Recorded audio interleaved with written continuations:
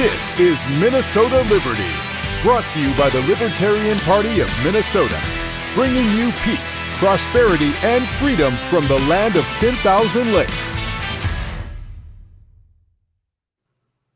Welcome to Minnesota Liberty, episode number 3. My name is James Jenneman, and tonight I'm joined by Rebecca Whiting, the co-host. Rebecca, say hello. Hi. And we are joined by none other than Jason Klietz, and of course, the great Travis Bull Johnson. And tonight we're going to be talking about food sovereignty and sort of the struggles that some of our farmers and homesteaders are having. Rebecca, as the homesteading queen and the farming maven, I'm going to let you kind of carry the discussion, though. So why don't you go ahead and get started with introducing the guests and the questions and stuff. Yeah, sure. So I know Bull in advance, and we have a lot of things in common. So why don't you just go ahead and describe what you do and the kind of farm you have and what your goals are on your farm. Right. Well, my name is Travis Bull Johnson. I retired from the Army in 2018. And one of the things when I had got out that I'd always wanted to do was always wanted to be self-sufficient. I didn't want to depend on anybody else, which is kind of ironic considering that we were able to get our start in farming because my in-laws basically had 40 acres and they said, hey, if y'all want to retire to Minnesota, we'll go ahead and give you your share of inheritance, which is approximately 40 acres now, to retire to Minnesota and be around where we are. And so we took them up on that opportunity. We had quite a bit of money saved at that point. So when we got here, we built us a barn, a 60 by 48 foot pole barn. And we started collecting animals for the most part. I mean, we currently raise cattle, kinder goats, swine, and poultry.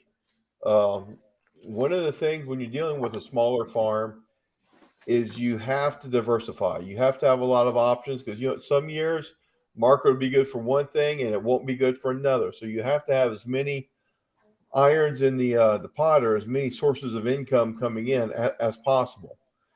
And so what we decided to do is our mentality when we started doing this is we wanted a farm that was self-sustainable, but also let the animals live their best lives. We didn't want to have confinement facilities. We wanted to have as this old saying goes, the only bad day for our animals should be their last one. And so that's kind of the mentality we took into this. Back in 2020, when we were looking at building a shelter for our farm, or a cattle shelter, I had to go to the county office for a building permit. At which point I found out that the location I wanted to put this horse shelter, I wasn't allowed to put it there because it was too close to the road. I had to go 175 feet from the highway. And to me, that just didn't make a whole lot of sense. So, and I asked him, why do you need to limit me 175 feet off of my property, my farm property? And nobody could really give me an answer. They always said, well, you can apply for a variance. And of course, that costs more money. You weren't guaranteed to get it. And I said, well, no, what I wanted an answer. Why do you need to limit my ability? And I decided to go to a county commissioner's meeting, since they're the ones who signed these zoning regulations, to ask them. And they couldn't. Basically, after half an hour or 45 minutes of me demanding to know why they needed to limit my use to my property, the guy came back and said, well, we might want to make that road into a four-lane highway one day, and we're going to need access to that land. We live on a dirt county road or a gravel county road. What do you mean you might want to make it into a 4-lane highway? Okay. It made no sense. And that's what actually drove me into politics. That's what drove me into, at that time, running for county commissioner, which was in the middle of COVID. And we did a respectable showing. We did not win, but it kind of lit that fire under me to get involved. And it reminded me that, you know what, even though I am out of the Army, we still have to fight for our rights. We still have to fight for the rights of every American. The only thing that changed for me is what I wore every day. I took off the uniform. I was wearing farming clothes, but that battle hadn't stopped for freedom. All right. Well, that's awesome. Sorry. Go ahead. I wanted to touch on one thing.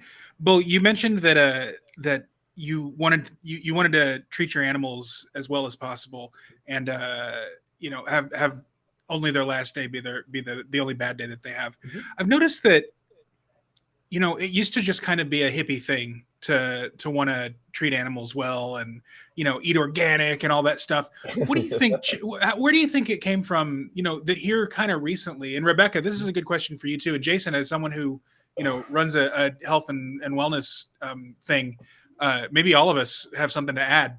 How did it come to pass that libertarians and even right wingers now are kind of in this organic movement? Bull, you can start just because it was a question posed to you.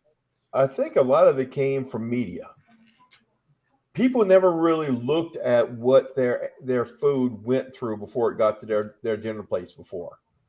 Once you start getting videos from in the news and undercover investigators that show the living conditions in these huge confinement facilities, a lot of people started thinking about going, that's not right. I mean, I love pork but the animal shouldn't be going through that. And in fairness, in America, in the United States, we need those confinement facilities.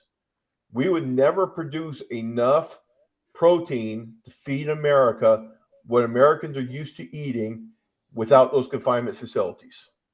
Okay. Especially not for the price that they expect it to be. It cost me a lot more money to produce a pound of pork than it will ever cost these people in these mass confinement facilities. They're probably a fraction of the cost per head that it costs me. And of course, that cost does have to go on to the customer. So without these confinement facilities, the poorest Americans, meat of any type would be some type of luxury that they could never afford. So there is a need for it as long as we are consuming the way we're doing it. However, I believe that the American people have a right to decide whether they want their product to be raised that way. And they're going to have to understand that, hey, if I don't want it to be raised that way, I am going to have to pay a premium because people cannot raise animals on pasture for the same price as they can in a confinement facility. And I think a lot of people are starting to take that into consideration. I mean, not all of them do. In fact, I had a customer a couple of weeks ago asked me how much I sold a dozen eggs for, and I told him $4 a dozen. He's like, well, I can buy it for $3 a dozen at Walmart. Well, then go to Walmart. You don't show up at the BMW dealership and demand them give you a BMW for the same price you pay for a Ford. Okay, so don't ask me to do the same thing with my product. I got a superior product. I know I have a superior product. Don't expect me to sell it the same price as you would buy a Ford Festiva. But I think that's kind of what brings it up to more people's attention is the fact that they now know about it. They were able to, without the internet, without stuff like that, they were able to ignore and pretend like it didn't exist because it was so far from them. But now they can see it. Rebecca, do you have anything to add to that? I do. I do. Yeah, the food industry and the grocery store system is a relatively new idea in just the last few generations. I mean, before that, people existed on small family farms. So the regulations, the rules, the amount of cost that it takes nowadays to upkeep a farm is extraordinary, where before, when grocery stores weren't accessible, people had their own dairy cow, had their own chickens, they had their own space, and that was just the way everybody lived. And what you didn't have, you were able to access locally. Well, now our small local farms have just been taking a beating over the last decades to where we're at risk at this point of them just not existing. And the ones that still do have to have some sort of outside income to keep being able to produce what they do on their farm. And that's, for our case, that's what's going on. My husband works He's a heavy machinery diesel mechanic. He works off the farm. I stay home. I also do farmers markets. So be able to justify our farm, like you said, diversifying. We do a lot of various different things to be able to, to keep ourselves propped up, from chickens and baking and dairy cows. And so you kind of have to be a jack of all trades. But I think that if we were able to, shift the mentality and reduce the regulations, I looked into starting a micro dairy about 3 or 4 years ago. That because northern Minnesota, so I'm on the board for our farmers market in Bemidji, Minnesota, and northern Minnesota doesn't have where milk that you can get locally that's accessible.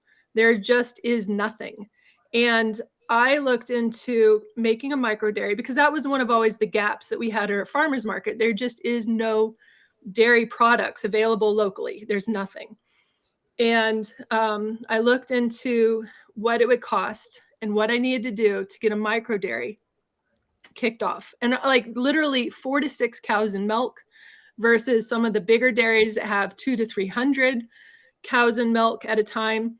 All I wanted was to be able to have a few Jersey cows, be able to bottle up milk, make yogurt, make cheese, have things that I could take to the farmer's market.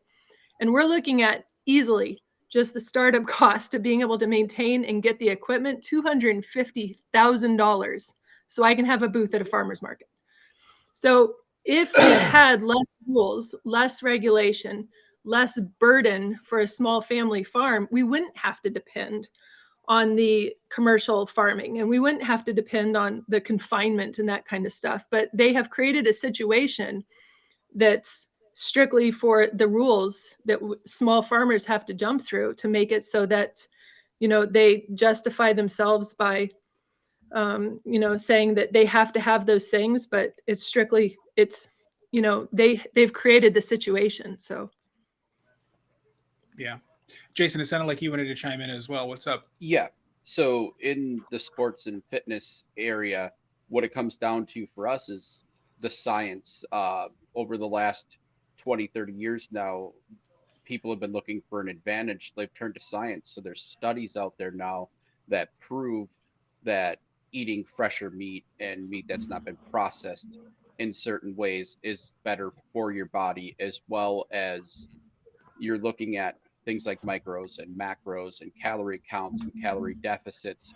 You're paying attention to what you put in your body. You want to put the freshest possible ingredients you can into your body, because you're spending all this time investing in yourself to create an image and a function to your body. You don't want to taint it with foods, especially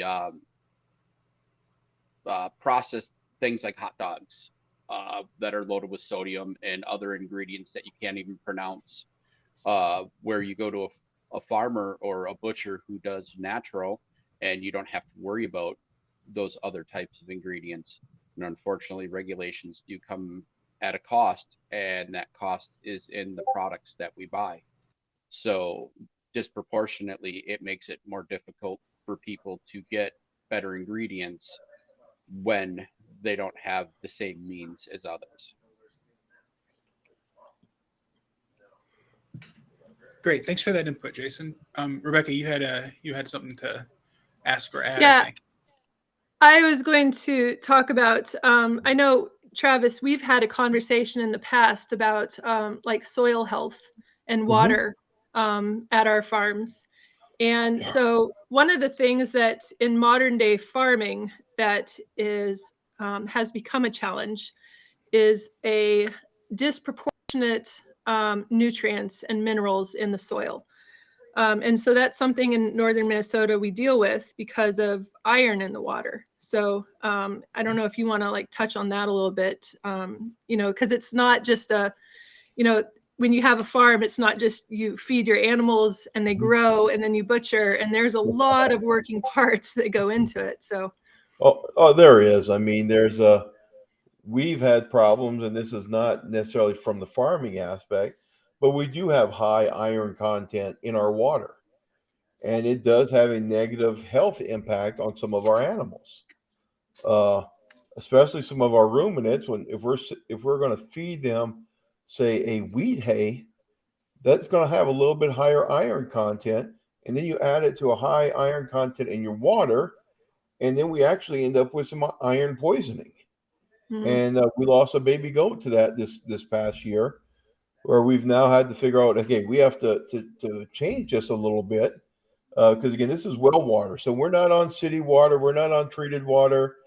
I mean, a lot of this iron seeps into the system from the rocks. Okay, so I can't even blame it on farming in this area. Yeah. But you do have to be a little bit more creative. So you have to do a little bit more of collecting water, which luckily we can do. But there are areas in this country where collecting rainwater is not allowed. And if we couldn't do that, I mean, this would have an adverse effect on our animals. Luckily, they couldn't tell us we can't collect snow, because I wish they would tell us that, and they can come and pick it up. I've still got 4 feet of snow on my pastures right now. And yeah, some of the animals will even eat on that. But when you are talking about a small farmer, as Rebecca said, we are a lot more dependent on that soil health. So we have to practice these sustainable practices, because we can't afford to let a small piece of property go unoccupied for 5 or 6 years for it to regain its natural health, its health naturally. I mean, we can't let it go fallow. We can't give it a year or two to rest. We have to be able to utilize every piece of our land that we can. And so we have to take better care of it. Yeah. And Okay, a ruminant is a maybe sheep not. or a goat. So Was that Rebecca? ruminant is sheep or goat, just so Yeah. you know. Yeah, Non-farmers out there can understand that. Thanks for clearing that up. The city boy had no idea what that was. Okay. So what we do instead is I'll have my cows or my goats on a pasture for a month or two. Then I will put them on another pasture, and I will move chickens or pigs in there behind them. That now take all these cow patties, crush them up, spread them out, and that basically fertilizes the ground. And then I move them on, and we'll move something else in. And that also breaks up the parasites, because when you have stomach worms or anything like that, it takes a month or so for them to go through their whole cycle from egg to adult. And if you break that up anytime in that month, that parasite cannot survive. So if you break them up and they don't get a month to be able to get reintroduced to the animal, well, again, guess what? That way you're not having to put poisons basically into your animals to kill off the parasites. But you know what? This is something that we worry about a lot more as a small farmer. As a big farmer, it just may not be worth the manpower to continuously move your animals like that. We can do so because, again, we have multiple species, so that we can still ensure that our land is being utilized, but we just have to put a different animal on it or a different crop on it. So we basically have to take better care to maximize what we use our ground for without draining it of all nutrients. So we are going to be better stewards of the land, because I mean, it's not like we screwed up this 1,000 acres, we'll just get another 1,000. That's not really an option for us. No, and to be clear, one thing I wanted to touch on too is that with the parasites are actually getting to be a bigger problem than they had been in the past, because with the anti-parasitic medications and the overuse of them and the improper usage of them, and I think partially, when you raise animals in confinement, they're going to be more susceptible to parasites. And so then you're going to rely more on the chemical dewormers. And when we rely more on the chemical dewormers, the parasites become more resistant to the anti-parasitic medications. So medications that worked 20 years ago just don't work the same in today's day and age. And so that's become a problem for us. Whereas that just kind of depending on what it is, there are some parasites that are just absolutely devastating to a herd. And they're really, there's just not much you can do about it once you have them. It's going to kill the animal once it gets to a certain point. There's nothing you can do. No. So Now, I want to piggyback on something on that, but it goes off and it's something that's going to hit myself. It's going to hit Rebecca in the next 90 days or so. Yeah. Starting in June, right now, if I have to give a animal some penicillin, I can run over to TSC, I can run over to Fleet, and I can pick up penicillin or some other type of antibiotic to treat my animal. Starting in June, we can no longer do that. Starting in June, we have to actually go through a vet, which there is a critical shortage of farm vets in this country right now. Yeah, there is. My particular farm vet, I'm lucky. I've had a relationship with them for 2 or 3 years. They're not accepting any new clients. If you're seeing that particular vet for your companion animals, your dogs and your cats, and you replace one, they're not even picking up that new animal. They are that busy right now. So if somebody who doesn't have that relationship with their vet, they're not going to be able to treat their animals anymore. And why is this? It's because these commercial facilities, for a longest time, just treated all their animals with antibiotics to prevent disease. But it developed all these. Now you have these resistant strains of these diseases because both the commercial facilities and human doctors overprescribed these medications. You take a farmer like myself or like Rebecca, who we don't have very high overhead. I mean, a very high surplus money running around. We're not going to pump these animals full of antibiotics unless we need to save their lives. Yet we're the ones who are now going to be restricted to not be able to purchase these antibiotics. Because guess what? The commercial farms, they have vets on staff. This is not going to affect them at all. The only people it is going to affect is the small producers who were not the ones who were overusing them anyway. And it's going to cost a lot of people some animals. And it may force some people out of doing this just because they can no longer take care of their animals, because there is, as I said, a critical shortage of livestock veterinarians where you can go and say, hey, I need a prescription for an antibiotic. I'm one of the lucky ones because I've got that relationship. I can pick up my phone and say, hey, Sam, I need some penicillin. And she'll go, okay, prescription's in, come pick it up. But a majority of small producers don't have that luxury. And the only reason I did is because I was smart enough that when I retired from the Army, the first thing I did was call the vet, say, come take a look at my farm. Come tell me what I need to do. Let's start this relationship off now before I need you. And that's the only thing that's saving me today. But for especially a lot of people just getting in, they're not going to have that option. Well, and when problems happen, it is always on a Friday night or a Saturday night. It is never between 9 and 5 during the week. It is always when they are closed. And so being able to, because by the time like say you have a goat that's gone down and is not looking good, a goat can compensate for a very long time. But then when they start showing signs of sickness, they're pretty much already dead. So they rely on you being able to react very, very quickly to be able to recognize what they need and get it to them in a very short time window. And if you don't have access, or the vet is just closed, or quite frankly, tired and in bed, they are, you're just going to lose that animal. And there's not being able to have access to those medications is going to hurt. We had that same exact situation happen a week and a half ago. Thursday afternoon, we had a goat that was going downhill. We thought it was a dental problem. Called in, couldn't see her. She said, well, it'll be like a week from Tuesday. By Monday morning, this goat had went downhill so fast. I'm on there with the vet going, hey, I need to bring her in now. He said, okay, come bring her on in at 1.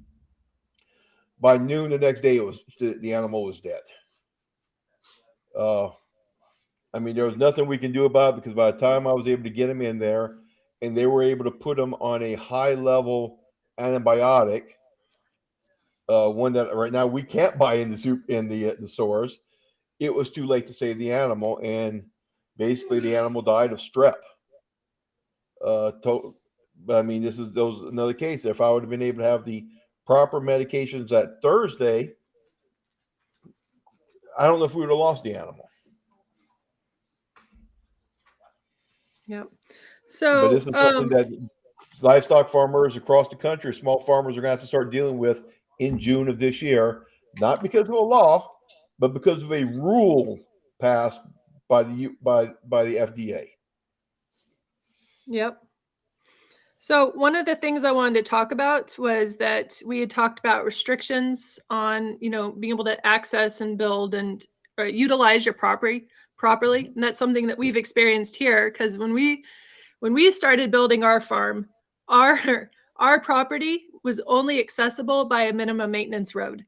And what that means is that it was just essentially 2 ruts in the ground where tires could usually get through. But wintertime, it wasn't maintained by county, township, nobody. So if you were going to plow that road, you had to plow it yourself. You were on your own when winter happened. They have since made the road a little better and made it a township road. So they put dirt on it, so it wasn't just ruts. But when they did that, we lost property. We had to push our fence lines back, and we had to adjust because they were doing that. But we also have restrictions on where we can build, what we can build. We have, Minnesota, and I'm not even sure if it's a federal or if it's a state thing, but with water and depending on wetlands, that kind of stuff, you're just not able to do whatever you want to your property, even if it's, for a good reason, or, you can justify it for yourselves, but, there's somebody behind a desk that's just telling you, no, you're not allowed to do something. So what's been your experience, Travis, with that? Well, I mean, I haven't had the issue with the water as much, but I mean, as far as dealing with the zoning, it has been a nightmare. And it's not because our guy who does zoning is a bad guy, but Polk County is one of the most restrictive counties in the state as far as their building codes are concerned. We've had a few issues, and it just has been myself. I've got a friend of mine who they've been in the cannabis or the hemp business for the last few years. Of course, this past year they passed a hemp bill which allowed hemp CBD to be sold, and they opened the business within the Crookston city limits. But his farm is outside in the non-incorporated area. Well, the county commissioners got together a couple months ago, and I went over there and tried to fight this, but they basically passed a moratorium on any hemp or cannabis type businesses in unincorporated Polk County, which means his store in Crookston is okay because it's within the city limits, but his actually farm where he's actually producing the crop, testing the crop, he can no longer do because it's now illegal because of this moratorium that they passed on what he can do agriculturally wise on his property in an agriculturally zoned area. We were talking about right before this, I'm in the process of looking at getting a hoop house. Now, for those of you who don't know what a hoop house is, it's basically a metal or aluminum frame covered by clear plastic. It basically allows us to get our crops in the ground a little bit earlier in Minnesota and protect them from frost a little bit later in the year, so that when we have crops like pumpkins or watermelons or stuff like that that takes a little bit longer to mature, we have the option of still growing those plants. This is actually a agriculturally prescribed practice from NCRS, which is the Conservation Service, because it protects soil health. I need to get a building permit to put up a hoop house. And I was going to put this on my homestead property, not my farm property. And for my home property, it's actually 200 feet from the road that I can't put this building. Now, I wanted to put it a little bit closer to the road because I wanted it outside my tree line so that it would get the proper sun. Of course, I'm surrounded by farm property, so I've got a tree line around most of my house to protect my property from the wind and the snow. So we wanted it a little bit forward where it would be outside that line. And of course, I cannot legally do so because it is within their right-of-way and set-aside limits. Now, again, we start fighting this issue and go, why do you need this? Now, one of the excuses they came back and says, well, because we have to put it that far back in case a car runs off the road. It's supposed to be far enough away that the car will stop before it gets to this building and possibly causes injuries. I've got an 8.5-foot ditch around my property. The car ain't getting there. Okay.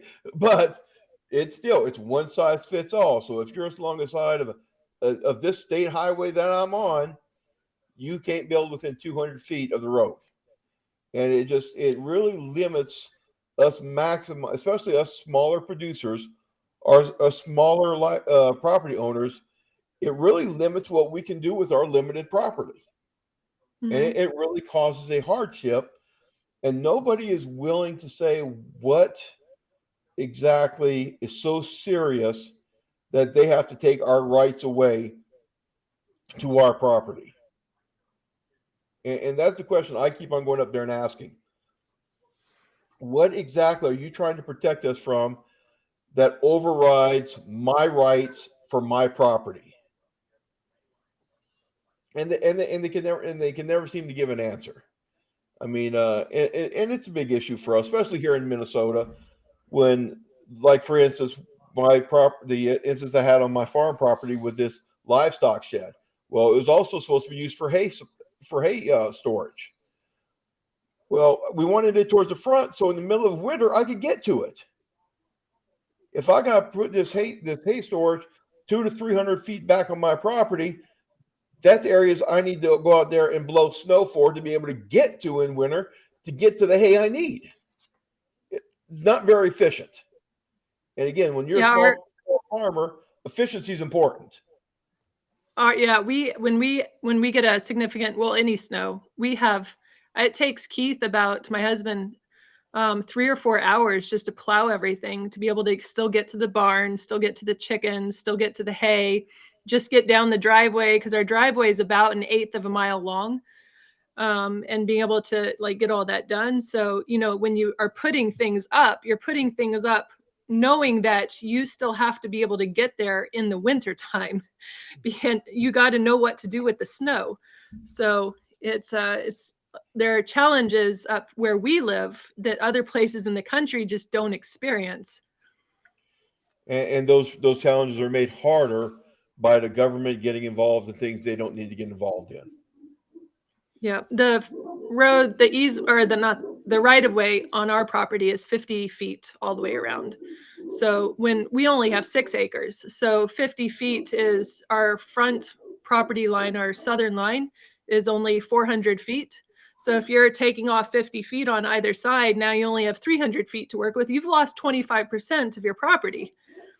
So, I mean, it's a pretty significant portion when 6 acres is a lot, but when you start doing farming, you run out of space very quickly. I tell you, if Polk County is so bad that building permit requirement includes temporary buildings, temporary shelters. So if I'm going to do a pull behind shelter that I can move to different pastures, I need to get a building permit for it.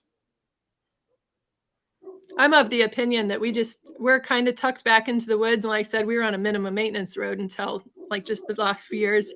So nobody comes back here. We're way off the beaten trail. And I'm like, oh, I know what these rules are, but I'm kind of betting on that nobody's going to drive by and be like, wait a second, that wasn't there, I've gotten to the point where I am very good at building an 8 by 12 foot shelter, because it is 96 square feet and it doesn't fall under that unless it's 100 square feet or more. Yep. Okay. So yep. I have a lot of 96 square foot shelters running around my property. Yeah, I think in our township it's 196 or 200. I think it's 200. So I can build a 12 by I can't remember what it is. Anyways, do the math. And then I'm like, well, I just build that one, and then I build a second one, and then I don't know how they got smushed together, but now all of a sudden I have a bigger shelter. So let's talk about supply chains for a second. So during COVID, like everything was happening. It was just nuts. Slaughterhouses were burning down, and I don't know, Cloverfield was getting clover something. It just seemed like everything was going to shit, and it's only getting worse, or maybe not. What's going on with supply chains, with the meat industry, the eggs, and inflation, and all that? Well, I'll go ahead and cover the eggs a little bit since I did a little bit of research on this. Over the past year, avian bird flu has resulted in the butchering or euthanizing of 58 million egg-laying hens. 58 million. And the way this works is these barns test their chickens. And if one chicken comes down with avian flu, they destroy the entire barn as far as every bird in there gets euthanized. Okay. Now, on top of that, so that hurt us last year with egg production. It happened again in 2015, but not as bad.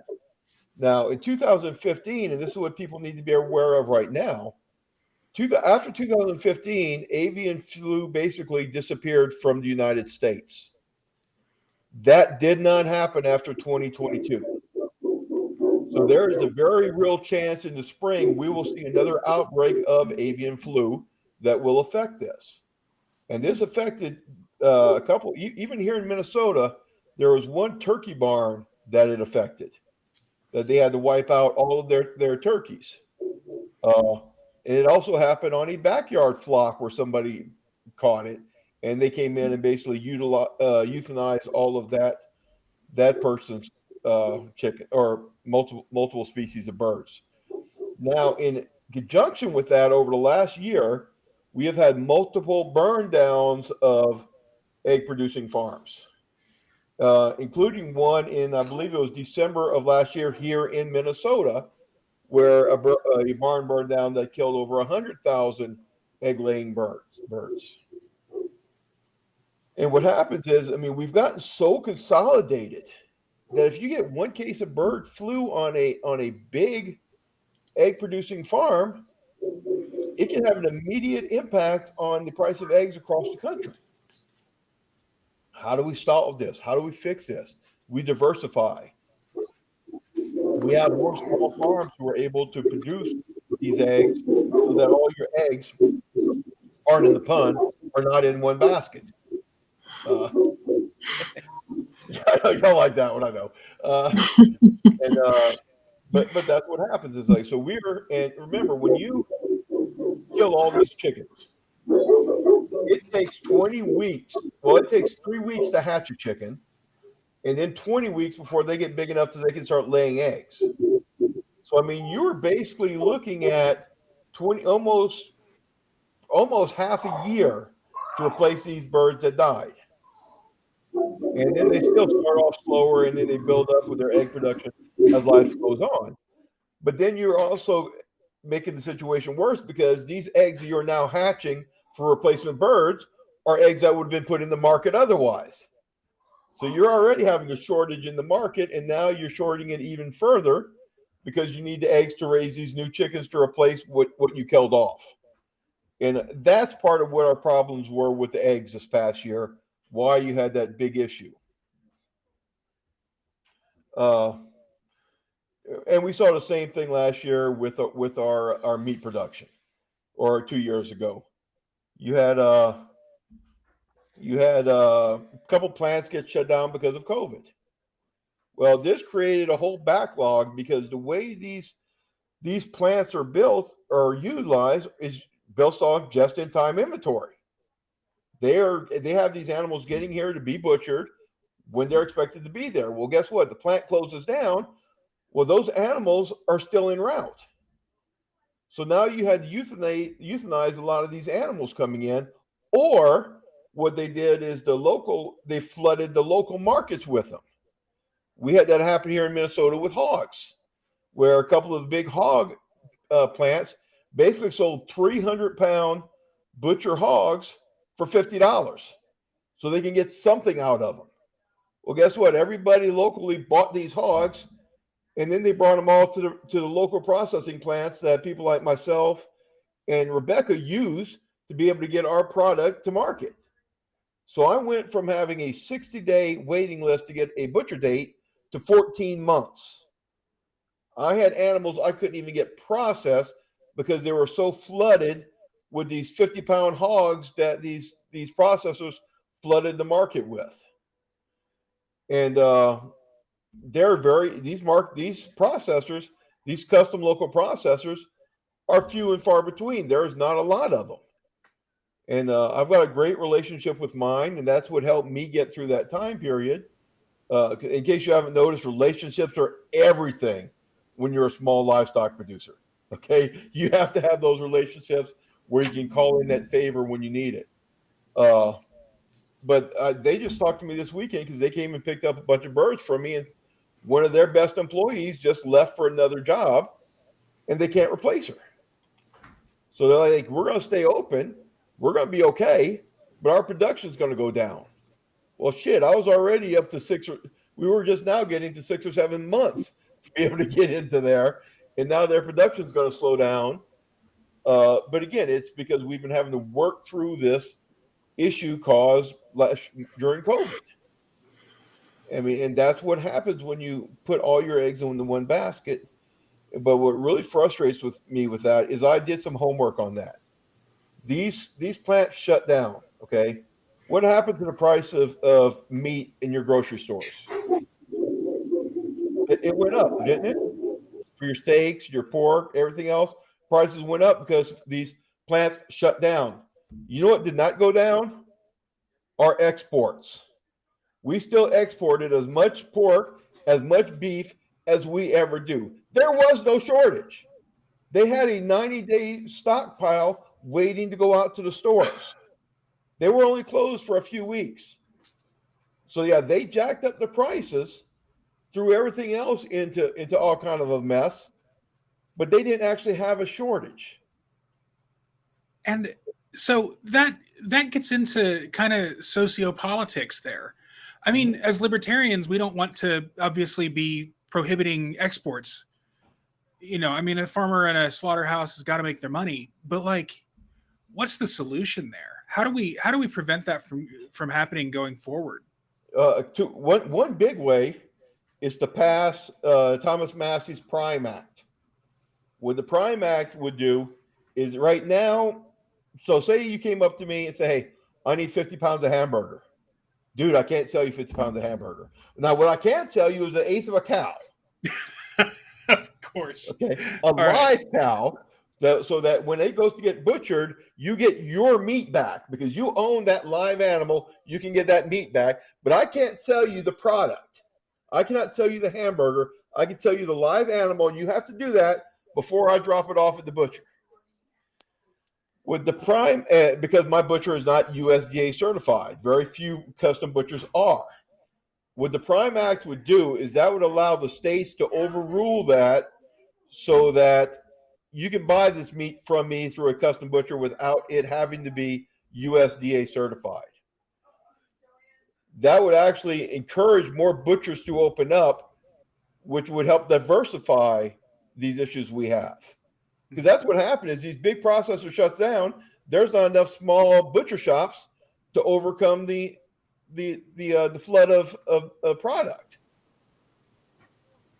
I mean, so can I add something to that really quick? Yeah. In March of 2020, the restrictions on exporting beef to be processed and then shipped back to the United States was lifted. So we were actually shipping, like the beef is grown here in the United States, but we're shipping it all the way to China to get it packaged and processed and then shipped back to the United States because it's cheaper to do that, right?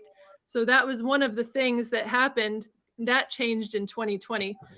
But in Minnesota, I know, like, if I want to take our beef, our pork, and white meat is a little different. So if I want to take any red meat to the market, to the farmer's market to sell, I have to do it at a USDA processed, USDA inspected facility. Otherwise, I can't resell it legally. and there's other rules and things that go into that. But and this is another prime example of where the state has made so many rules and restricted processors from being able to effectively manage, the what people have and be able to take them and then legally turn around and sell them. So the ones that pay for that isn't the huge processors. It's the small farmers like us that only have, a pig or two extra during the year. But we don't, at this point, there's just no place for us to process it at to be able to sell it. Yeah, so we had, when these butcher shop or these big processing plants shut down, the other thing people didn't realize is the price at the auctions for the livestock went down. It's not like it went higher. It's not like the producers were getting any much. The amount you get at the auction is controlled by the 4 biggest processors in the country, who control over 85% of all beef or pork being processed. And they put so many barriers from us being able to go directly to the customer. That's where our issues are. I mean, they try and they use the excuse of safety. Oh, it's we have to go USDA because it's a lot safer. Well, I got news for you. These big processing plants, the way it works is you may have 8 to 12 processors. They look at this meat screaming by them on a processing line. They have 1 to 2 seconds to look at that meat as it passes them. So with 8 or 12 processors, they're going to look at this for a total of 25 to 30 seconds. My cow, when I bring it to my butcher is looking at that for 3 to 4 hours. When it leaves her shop, it's got my name on it and it's got her name on it. It is not leaving her shop if there is any issues with that meat. And she has a lot more time and a lot more attention to detail looking at it than a processor does in a big packing plant. It's a lot less hands touch that meat at my butcher shop between time it comes out of the field and gets to your plate than does at a big commercial processing plant. It's not about safety. It's about control. And it's about managing the market. It's about prohibiting people from getting involved and entering the market so that it protects the interest share of Smithfield, who's based out of, who's now owned by a Chinese company, JBS, which is Argentinian owned. I mean, these aren't even American companies that are that own these companies. Do you really want to get the MAGA people pissed off? There you go. So one thing I wanted, because we only have a few minutes left, but one thing I wanted to touch on was raw milk in the state, right? So I know that that's something that, you have goats. I have goats. We have dairy cows also. And that's kind of, for me, because of my involvement in the farmers markets and what we already do, we have a small cottage, and we didn't even really talk about this, but the cottage food industry in Minnesota that makes it possible for small producers to be able to bake and sell their goods without having a commercial facility and a commercially inspected facility. But so raw milk is different, and all states federally manage this differently. But in Minnesota, you can sell raw milk. The problem is that people have to come to you and ask you if you have raw milk to sell. You're not allowed to advertise that you have raw milk. You're not allowed to give them your jars or sell them your jars. They have to bring their own jars and basically get the raw milk off the tap to be able to legally sell it. It's very, and most people aren't going to drive 20 miles onto, some backwoods rural road to come and get their milk every week. And some will, that's dedication. But for the most part, there's a lot of people that just, it's not. And bring their empty containers with them. Yeah. Yep. And the people that do know that that's what they have to do to be able to get it, because that's just the way the laws are written currently. So I have been working on a raw milk legislation that would make it legal to sell raw milk in Minnesota. and we'll see where that goes. We've been working on it for over a year now, and it's kind of going through all the hoops from Department of Ag in Minnesota. But I'm hoping that in the end result will be that we can take raw milk to the farmer's market and be able to sell it in a more accessible location, like a farmer's market, where everybody's coming to get their bread and their vegetables and their, their other things anyways. And they get their milk at the same time. Yeah. Yep. And and I'm hoping that when it starts to go through and once it's starting to change, then anything that can be done in the future, we can just keep adding to the legislation and freeing things up. That's the goal. But what is for raw milk for you? How often do people ask you, I guess, and how do you manage that? Unfortunately, I haven't really fooled with it as much. Do I have the capability? Yeah, I've got 25 or 26 what could be considered dairy milk goats that we don't even bother milking right now for the most part because it is so hard for me to move that product, which is really a shame because a lot of people in this country right now are lactose intolerant. What people don't realize is those who are lactose intolerant can normally drink goat's milk without any issues because the fat globules are a different size. So, I mean, there is a huge market here for goat milk, and people do ask about it, but because of all of the hoops we have to jump through, especially with the containers, I haven't bothered with it very much. And when I have charged $7 or $8 a gallon, and people were still willing to buy it at that. Well, $8 a gallon for goat's milk is a really good price. So okay, maybe that's why. Maybe I need to that's an exceptional price. But now the way I've gotten around that is when we do milk, is we'll do a lot of the goat milk caramels or stuff like that, which actually process it, and it still probably goes against a few regulations. However, I will shut my mouth. Well, you'll be glad to know that that's not. Yeah, candy and cottage foods in Minnesota, that's actually legal, so you're good. Okay, I wasn't sure if it had to actually be legalized milk before we use that. So it means I got to add something to my Mentor Farmers Market now for since I can't do the goat milk soap since somebody's already got that market cornered at the farmers market. Yep. But no, so yeah, again, there's another huge avenue for us, and we are looking at it as the future goes on. We are looking at adding a milk tank to our barn. So if we do want to go that route, we can do so more easily. But because then, of course, you have a milk tank where it's chilled immediately, and it's a little bit easier when they bring their container to go up to the milk tank and just open the spigot, and there you go. But yeah, I know. We so you have to be able to pasteurize it to sell it. The smallest pasteurizer that you can buy in Minnesota that fits the regulations 10 years ago cost $30,000. So it was like once I realized that. That's why you sell it for non-human consumption only. Wink, wink. Yeah.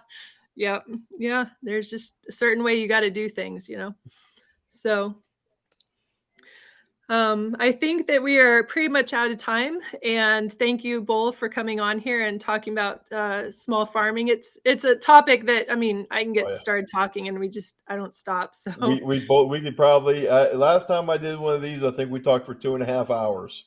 So unfortunately, it's hard to shut me up to begin with, which means I'm probably an absolutely great politician. But but yeah, I do want to thank y'all for having me on, and it's really great to be able to see you guys because we don't get to see each other and talk to each other like this enough as it is. And thanks very much. I appreciate it. And now we just need to all get back and join the fight to keep third parties on the ballot. Yep. Heck yeah. Jason, do you have anything to add as closing remarks? Yeah, just wanted to touch on the fact that buying raw milk is nearly impossible in this state. These are regulations that make it more difficult for people to keep better health. especially for those of us who are looking to improve our health. This is how we get caught up in the system of poor health and getting caught up into the pharmaceutical industry is by the foods we put into us. Foods can be medicine at times, and the government's regulating us out of the ability to put the proper medicines into us. All right, great. Well, thanks for that input, Jason, and best of luck in your quest for health as well. I know that you've been going through it lately. So, guys, thank you so much for joining us tonight. Rebecca and I have a couple of announcements, so I'm going to go ahead and cut y'all off the stream for now, and then we'll get into the tech and what's to come next week. Rebecca, do you want to talk about what's happening on next week's episode of Minnesota Liberty?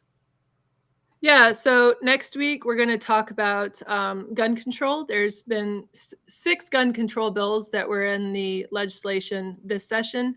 4, I think, if I'm remembering my numbers correctly. Anyways, whatever, there's 2 left. The rest have been tabled and there's 2 left. So next week we're going to have a couple of people on to talk about what's going on with gun control, just be able to, buy, purchase, carry in general, anything that, questions that might come up, but that pertains to that. And then in addition to that, hopefully be talking about some convention planning, because we have our Libertarian Party convention coming up mid-April. So, kind of discussing what will be going on at conventions, speakers, that kind of stuff. So it'll be some interesting podcast. Sweet. And then just from the tech side of things, you guys will, and by you guys, I mean the audience, will notice that we're getting these uploaded quicker and quicker. The party's access to the social media and YouTube and stuff like that is locked down pretty tight, rightfully so. So we're getting that up and running, and I'm pleased to announce that just today I was able to get us on the audio feed. So you should be able to search for Minnesota Liberty on your favorite podcast app and listen to us there if you would like to going forward. The first 2 episodes are already uploaded, and this is the 3rd episode, and I'm going to upload it right after we finish. Anything else, Rebecca, before we go? Oh, I think that's it. All right, sweet. Well, we will see you guys next week. Thanks so much for joining. And once again, if you're not a party member, lpmn.org to sign up. It's only $5 a month, and you can get your first month for just that initial $5. So it's a pretty small investment for a great cause. Thanks so much. We'll see you next week.